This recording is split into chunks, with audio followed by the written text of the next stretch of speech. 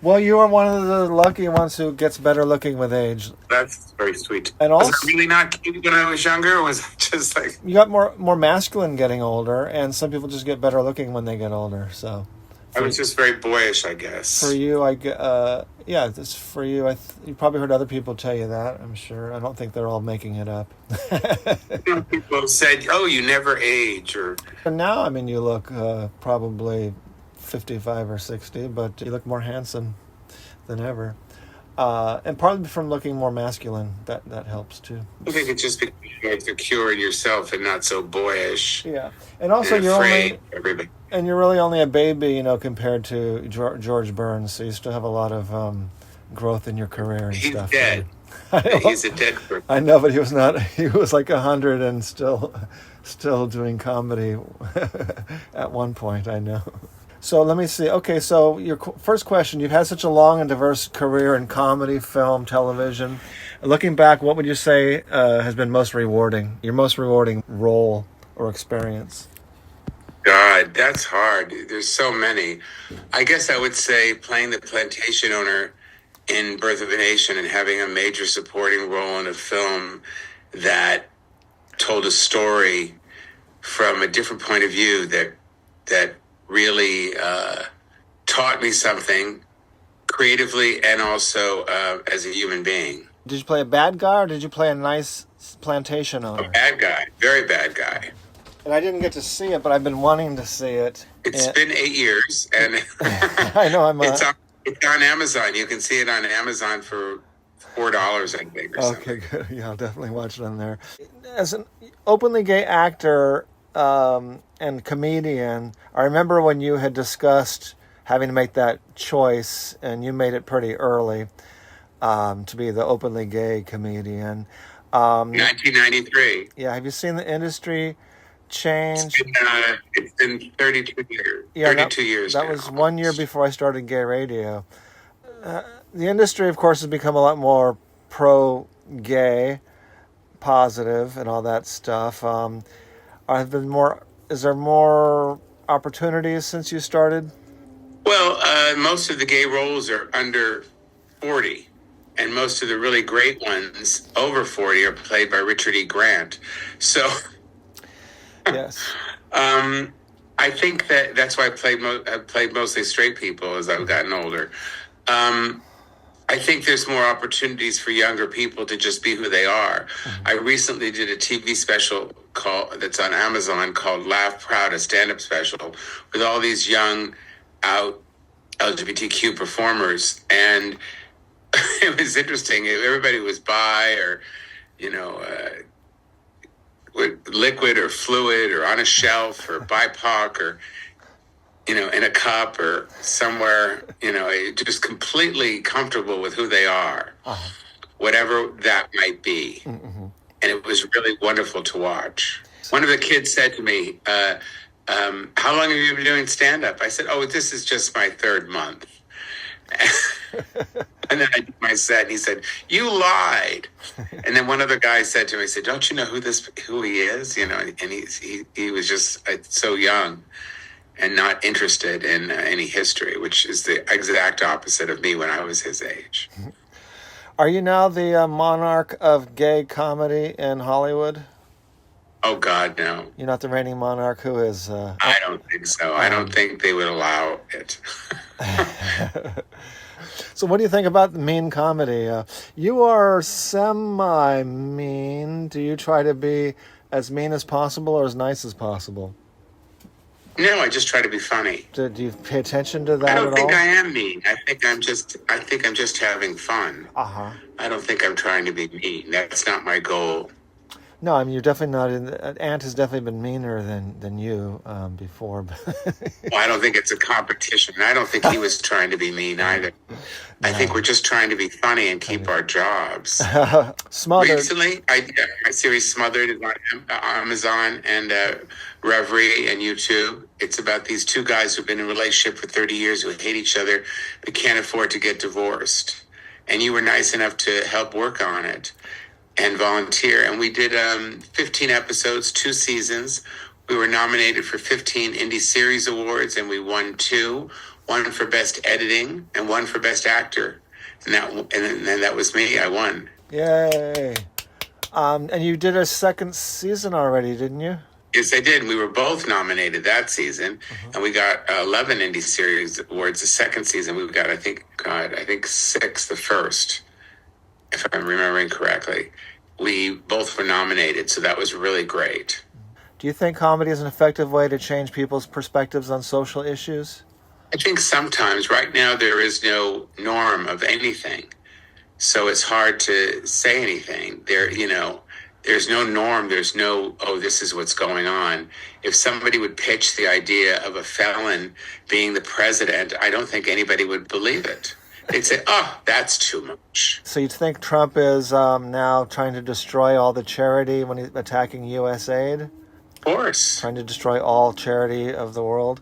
I think he's trying to show that he's the big dick. And, I don't really do a lot of political stuff, but when my ex-boyfriend had heard that I lost all this weight, he said, I went on this thing, I was a spokesperson for mindful weight loss for a year, and I lost around 35 pounds. And I'd only been really heavy for a short time, but I basically lost 25 because I'd lost a little before and during COVID, and I settled at a heavier weight when I was doing Smothered. And I had a joke in my act that, I'd say, my ex-boyfriend said, I said, look, I've lost some weight. He said, don't get too skinny. I like you the way you are. I said, I'm going to marry you before Trump has you deported. He was Italian. Republicans, even though I won't vote for them, I could easily play their devil's advocate. I don't think there's much devil's advocate for a lot that they're doing, because you can't just go through something and snip, snip, snip. You have to actually do the work. And he doesn't seem to want to do the work and go through each line like Obama did. And that's how Obama got the deficit down. Mm-hmm. And he didn't also make, announcements every week of what he was doing. And he didn't discount. There is no discussion on what he's doing. It just isn't. There just isn't. You have to. This is a job. That's why Biden did it so well. But he wasn't a great statesman. He wasn't a great talker. But he knew how to allocate. He knew how to find people that could do the best jobs.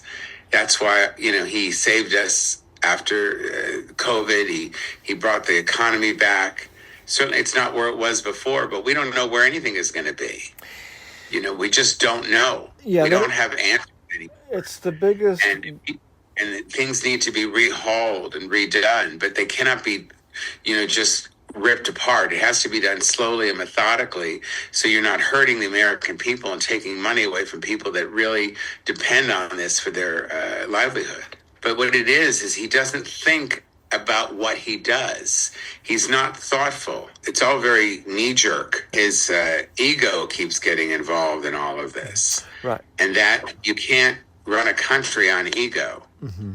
You have to really start to think of what is a need, how to do something better. I mean, look at Obamacare. It came from so many different people. It started off from the Republican guy that was running. It's his thing that Hillary tried to change, and which no one even read before they decided hers was. I mean, we've been trying to. Obamacare saved a lot of us. I lost my insurance during COVID for the first time in 25 years because we didn't work for 2 years. So I lost my health insurance for Screen Actors Guild AFTRA. So I got on Obamacare, and if I didn't have that, I would have had to pay a lot more. So it does work. Whenever Democrats or Republicans are doing something to increase freedom, I like it, and when they're not, I always hate it. And which COVID. Well, that's a complicated issue too. What is freedom? Is freedom, meaning that you can. I think we have freedoms, but there are repercussions to the choices that one makes. Mm-hmm. So if you use the shots that people were taking at the time, the head of Fauci said, this is what's going to work for us. And they said, well, he changed his mind. Well, they were trying to do things as quickly as possible with the amount of people. Is everybody going to react the same way? No, we're all human beings. We're not robots. This isn't a car. We're actual people. I mean, there are different people react different ways to different things a lot. So you have to do what's best in terms of a widespread, in terms of saving as many people as possible. And myself, I think that you have to respect people that are smarter, have been of service their whole lives. You have to watch what people do. Not everybody is successful 100% at everything they do, but you watch what they do and not what they say. And that, and what someone does in life and what their goal is. Intention is very important, I think. So let's get to this event. I have been coaching actors for probably 25 years. Yet, at the same time, I never got paid. Mostly comedians or people would come to me and say, hey, can you help me with this? Can you help me with that? And I thought that was a being of service. So I really did it because of that. And during COVID, I was asked to be on every kind of panel you could think of. Openly gay panel, actor panel, stand-up panel, what a Jews think panel. I mean, Wendy Elaine Wright asked me to teach some classes. I said, well, I don't really teach, I coach. She said, you've been doing these, it's exactly what you've been doing on this panel. These panels is sharing your experience, strength, and hope with people. And for somebody who's been doing this as long as I've been doing it, I have methods and I have a way of sharing information with people so they don't waste their time. So I started teaching a class, them, and then occasionally I would coach people, give them career coach, acting coach, business coach, and coaching, and show them what I've done and how I've gotten to be a working actor and comedian for the last, 50 years. I mean, if you can believe it, when I started. And if people go to my website, which is my name, jasonstuart.com, you'll see a page that says coaching, and it'll tell you all about it. I mean, the first thing is I like to create a plan for you to get your career to the next level. And then I work with you on your craft so we get to know that you're ready to do that. We work with the idea of getting rid of the blocks in your head, things that stop you from going to the next point in life. I can coach you on auditions. I coach you on how to speak to people, the kind of language you use, the words that you use. Like, I never think of somebody doing me a favor by giving me a job. I don't think of it in that way. I think of it in the way that would be a benefit to what they're doing. I would help them with their dreams or where they want to go to. Point you in the right direction to save you time and energy. So in this particular class, I will be showing people looking at your demo reels, looking at your stand-up reels, looking at your pictures, looking at what your craft is, so you have the tools to be able to go look for work in our business. Cool. On the February 25th, is it? At 6 p.m. Pacific? Yes, it is. Mm-hmm. Okay, and it's on plausible.com. It's the first time I've ever heard of that website. Exactly. You go there. It's $25 for the class.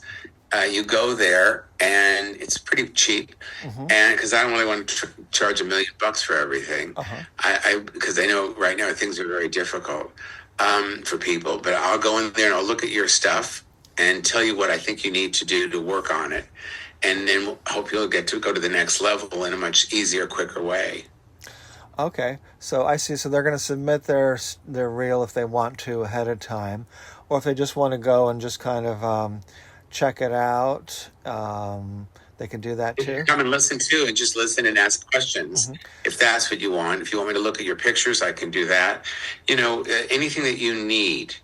If you want me to look at an audition clip and tell you what I think, what could be better, or that it's terrific and you don't need me, maybe you don't need me, and just to know that you're on the right track. If you have a block in your career, that's something that has always stopped you from getting to the next place, I can help with that. It's live online, so you could be anywhere in the world. It'll be fun. I'm always funny.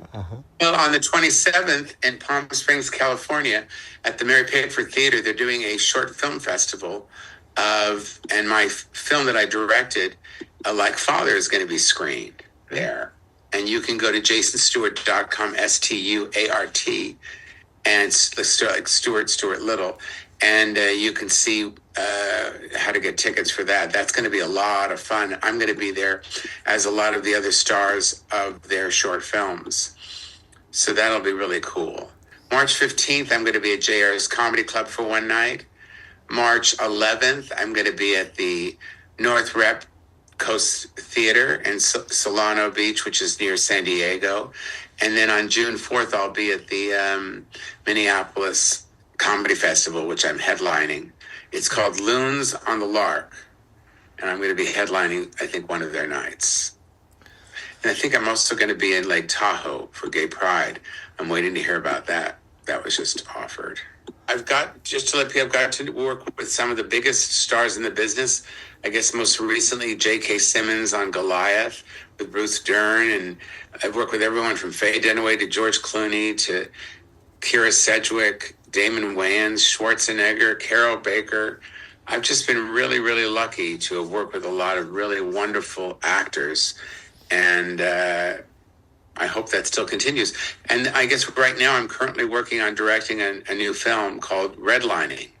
And it's a drama about a black family and a white family who live on the same property where the black folks work for the white folks.